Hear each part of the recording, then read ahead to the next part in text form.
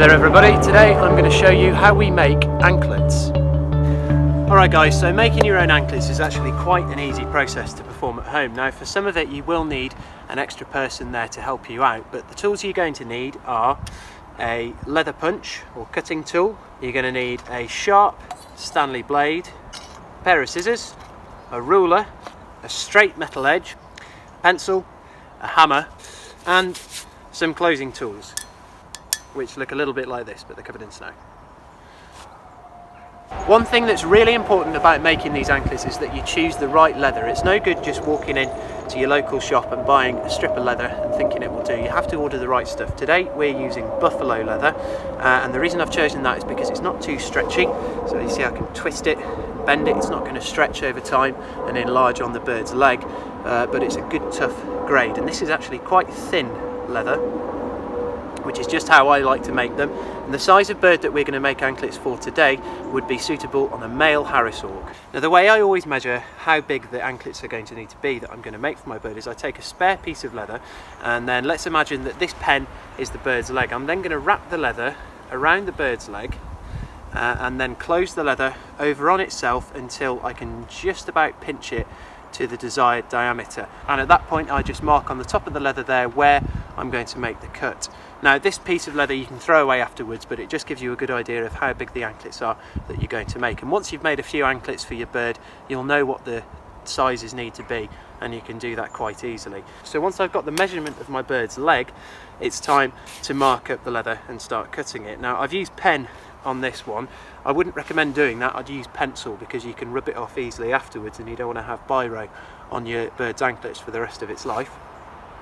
But for the purpose of the exercise you can see quite easily here. Now these are 83 millimeters across, they're about 25 in width, and then I've put these 10 millimeter holes either side here. Now these are where the eyelets are going to fit through, and the way you measure where your eyelet hole's going to be is you actually take one of the eyelets and then pop it on to the leather that you've marked up, center it in the middle there, and then just poke your pen through and draw the circle in there. So it's dead easy, but you want to get that bit right. So you can see here, if you have the eyelet too close to the edge of the leather, then they're not going to be very strong and it could rub on the jesses or even worse on your bird's leg. So you want to leave a reasonable gap of about 4 or even 5 millimeters before the edge of the leather to then mark that circle out.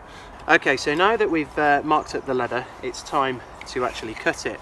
And this is the tricky part, because you have to be quite accurate when you do cut the leather, and you only want to cut it once. You don't want to be scoring it and making lines in it and stuff like that. So I lay the straight edge on the leather, then take the Stanley blade, apply a good bit of pressure with your left hand or right one, and then you're just going to run the blade along the length of that leather, and you can see it just cuts off nicely like that, and you should have a nice straight edge. The next bit's going to get a bit tricky because you've got to take your scissors and cut that curve out. Now you have to be very careful to get the curve nice and uniform, because what you're going to do eventually is match these two curves up. Now I marked this out using a 10p coin, but depending on the size of anklet you're going to use, you could use a 1p coin, a 5p coin, or even $1 if you're watching this in America. So now I've done that, see I've got my curve, I'm going to fold it over onto the leather of the other side there, making sure that they're the same distance apart and they're nearly symmetrical, and then I'm just going to cut in that second curve, trying to match it up to the one that I've got underneath.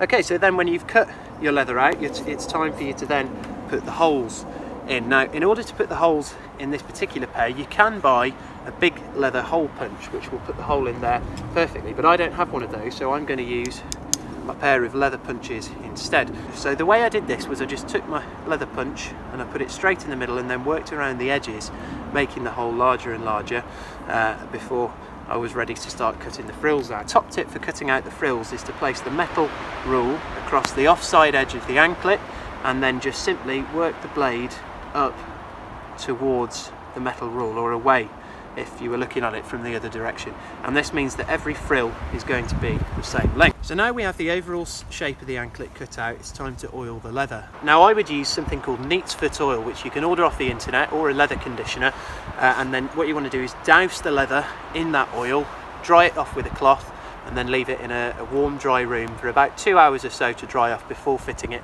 on your bird, so that you don't get oil on his or her legs. And this is the slightly tricky part, because what you're going to need is someone to help you do this. So first of all, you need to have your bird cast, and I'll probably do a video a little bit later on in the season showing you how to cast the bird properly. We're going to take the closing tool, and at this point also you need to have a hard or tough sturdy edge to work to. You don't have to use an anvil, but this would have been the traditional method of doing the next part of the process that we're going to see. So you've got to take the two parts of your eyelet.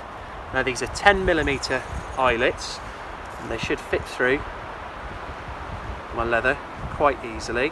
But before we go on to closing the anklet, it's important to check that everything matches up nicely. So you should be able to fold the anklet over on itself. Everything should match up and be symmetrical and not be crisscross, because bearing in mind this is going to be on your bird for months, maybe even years if you make them well. So we're going to use the pen to represent the bird's leg in this case, and this is why you need two people now to perform this next operation. What you need to do is cast your bird and then hold one of her legs out very carefully. You're then going to place the bird's leg down onto the working surface, putting the eyelet inside the bottom section of the closing tool. Now this bit can be potentially hazardous, so you do need to be careful. Some of the falconers like to use threaded closing tools, but I think it's a bit laborious and I don't really trust how well they close over on the metal. You're then going to take the other section of the eyelet and place it on top, just like that, and then you're going to take your closing tool, pop it straight in the middle there, and take your hammer, and what I tend to do is 6 or 7 firm taps just to start the metal closing over on itself, and then I'll have a quick check to see that the metal is folding in on itself, and you can see there that it is. So then I take the tool, place it back in, and I'm going to do 1, 2, 3, 4, 6 more firm taps, and with this size of eyelet it should have closed it over quite successfully. So now you can see I've closed the eyelet over on itself.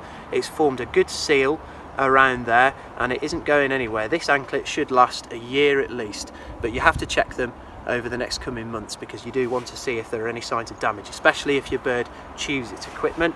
They shouldn't be too light, too tight or too loose. So I hope this was useful to you guys and you maybe learnt a little bit about making your own falconry equipment. If you did enjoy this video, please don't forget to like, share and subscribe, and we'll see you in the next one.